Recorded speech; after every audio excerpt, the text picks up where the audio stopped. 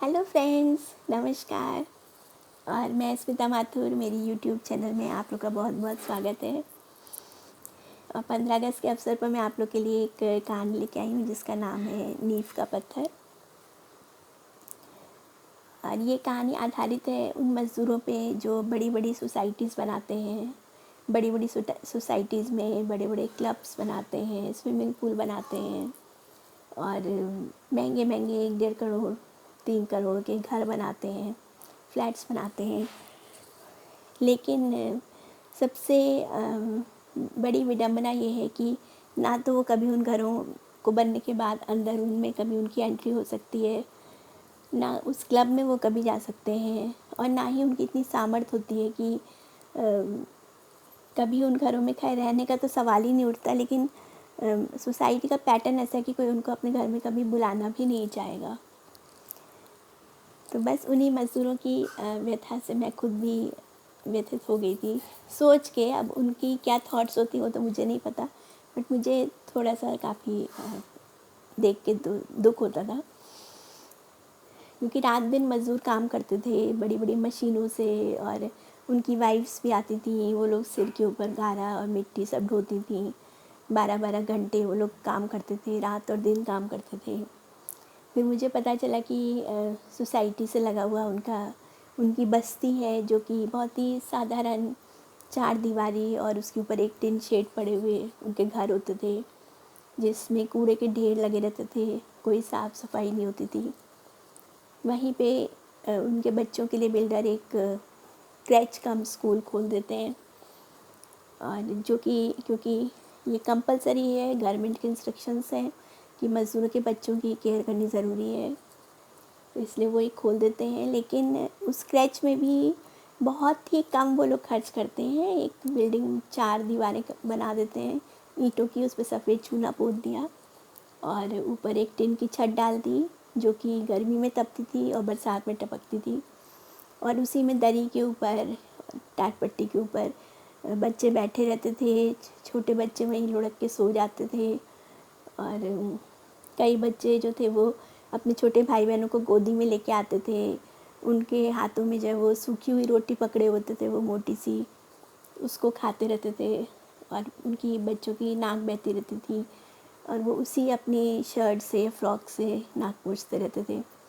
लेकिन सबसे खास बात है, इतना सब होने पर भी वो बच्चे बहुत खुश रहते थे और बड़ी खुशी खुशी वो लोग पढ़ते थे, और जो भी उनकी सुविधाएं थी, जो भी थोड़ी बहुत सुविधा उनको मिली थी, उसको वो लोग खूब इंजॉय करते थे।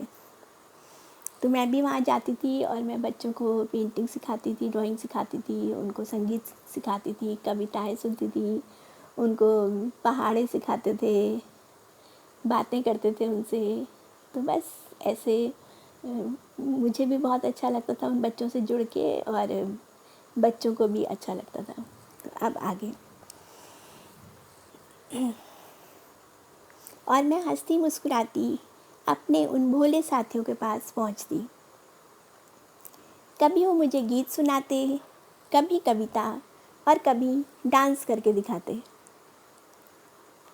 दीदी, आप अपने मोबाइल में गाना लेकर आइएगा, मैं आपको डांस करके दिखाऊंगी। अच्छा, कौन सा? लकड़ी की काठी।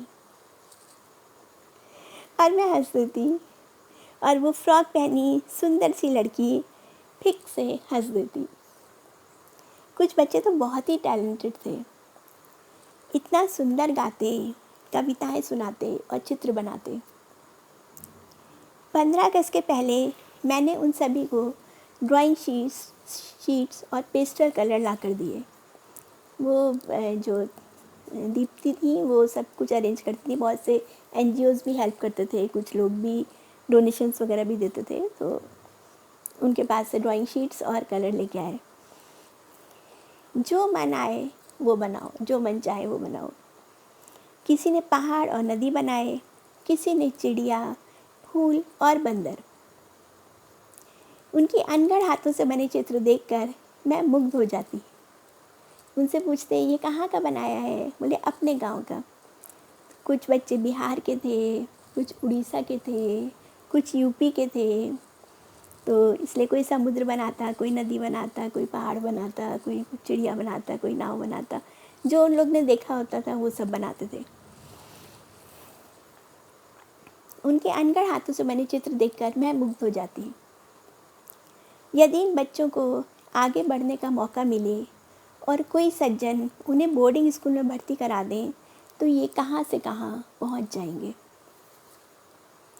गरीब होते हुए भी इनमें टैलेंट का अभाव नहीं था। 7-8 साल की हाजरा तो ड्राइंग के ऐसे सुंदर व बारीक डिज़ाइन बनाती कि आश्चर्य से मैं देखती रह जाती। अगर इन छोटी छोटी बच्चियों को कोई सिलाई कढ़ाई की विधिवत शिक्षा दे तो ये स्वावलंबी भी बनेंगी और बड़े होके अपने पैरों पे खड़े हो जाएंगी। क्योंकि मैं वहाँ लगातार नहीं रह पाती थी, इसलिए मैं ज़्यादा उनकी मदद नहीं कर पाती थी। जितने दिन रहती थी उतने दिन ज़रूर स्कूल जाती थी, इसलिए बहुत अधिक उनको मैं नहीं सिखा पाती थी। आगे पंक्ति में बड़े बच्चे बैठते और पीछे छोटे बच्चे सोते रहते या फिर बैठे बैठे रोते रहते। दरी पर लुढ़की दूध की बोतल ही उनके बड़े भाई बहन उनके मुंह में लगा देते। कहाँ का डिसइंफेक्टेंट, कहाँ की बॉइल्ड बॉटल जो हम लोग करते रहते हैं। कभी कभी बच्चों का रोना और शोर इतना बढ़ जाता कि मैं 10-12 साल की राजेश को अपना माइक बना लेती। मेरी आवाज़ हल्की थी, बच्चों को सुनाई नहीं देती थी, इतना शोर होता था वहाँ। वो ज़ोर ज़ोर से कविताएं और पहाड़े बोलता और बाकी बच्चे पीछे पीछे बोलते।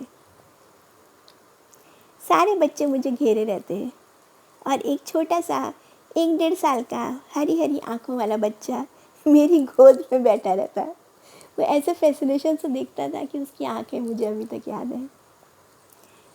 क्या दिन थे। बच्चों के प्यार से पगा मेरा मन आनंद अतिरेक से भरा रहता। पूरे दिन में मेरा वो समय सबसे खूबसूरत होता, कृत्रिमता से दूर, जीवन के संगीत के निकट। गोल चेहरे, गंजू सिर और कुछ तुतला कर बोलने वाला गोलू ऐसे ऐसे गाने सुनाता कि सब सुनते रह जाते। अक्सर बच्चे उसकी हंसी उड़ाते थे, लेकिन वो बहुत ही टैलेंटेड था। वो और 9-10 साल की खूबसूरत सुनीता मिल मिलकर ऐसे ऐसे देशभक्ति के और फिल्मी गाने गाते कि सब सुनते ही रह जाते, देखते रह जाते। कौन कहता है कि ये बच्चे कम पढ़े लिखे और साधन विहीन हैं। कितने टैलेंटेड और कितने खुश। अपनी बस्ती से जुड़ी हाई क्लास सोसाइटी की ना उन्हें खबर थी, ना कोई लालसा। वो अपनी दुनिया में ही खुश थे। सोसाइटी में उनका जाना प्रतिबंधित था, नॉट अलाउड। वो लोग सोसाइटी में नहीं जा सकते थे। शायद चोरी के डर से या इन पैच लगे ढींगरे वाले बच्चों से सोसाइटी की शोभा भी कम हो पाएगी। जैसे किसी सुंदर कपड़े में पैबंद लगा देते हैं, उस हाई क्लास सोसाइटी में बच्चे वैसे ही दिखाई देंगे। शायद उनके हित में भी यही सही था। अगर वो सोसाइटी के आलीशान घरों, खेलते गोल मटोल समृद्ध बच्चों और उनके स्मार्ट मम्मी पापा को देख लेते तो उन्हें अपना घर और माता पिता बहुत हीन और क्षुद्र से नज़र आते। उनकी अपनी अनोखी दुनिया थी, अभावग्रस्त लेकिन प्यार से भरी हुई। किसी भी बच्चे को मैंने कोई अश्लील या गलत हरकत करते नहीं देखा, बल्कि देशभक्ति और बड़ों के प्रति सम्मान की भावना उनमें कहीं अधिक थी। बीच बीच में सोसाइटी के लोग अपने बच्चों की बर्थडे पर केक, चिप्स, समोसे या पूरी छोले बनाकर लाते। वहाँ स्कूल में केक कटता और बच्चे हैप्पी बर्थडे गाते। कई लोग बच्चों के लिए नए पुराने खिलौने, कॉपी किताबें, रंगीन पेंसिलें और पेन लेकर आते। दीप्ति का कहना था, यदि आपके घर में कोई भी सामान एक्स्ट्रा है, पुराना हो गया है, तो आप इन मज़दूरों के लिए दान कर दें। हमारे घर की बेकार चीज़ें भी उनके बहुत काम की होती हैं।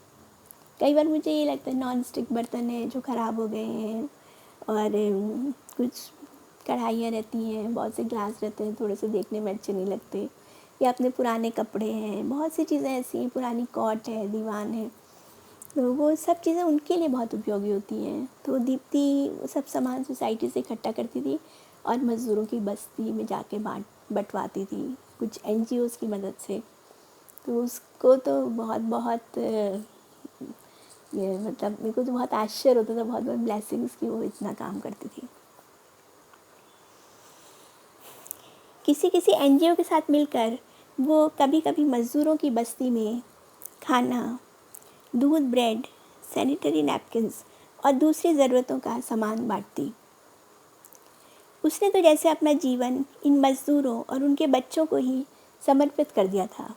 एक बार वो मुझे रात को 10 बजे लिफ्ट में मिली थी और मैंने उससे पूछा था, दीप्ति कहाँ से आ रहे हो? तो बोले कि मज़दूरों की बस्ती से आ रहे हैं, आज हमने वहाँ हलवा पूरी बांटा है। और हलवा पूरी जो वहाँ पे गुरुद्वारा था, गुरुद्वारे वालों की हेल्प से वहीं पे बना था, और मज़दूरों की बस्ती में वो रात को बांट के आ रही थी। तो धन्य है भाई, ऐसे लोग तो समाज के लिए बहुत बड़ी प्रेरणा है, जो पूरे पूरे दिन जो है वो इन लोग के लिए काम करते हैं। तो चलिए अब इसके आगे की कहानी अगले एपिसोड में, और फिर मिलते हैं थोड़ी देर में। Okay, bye, see you.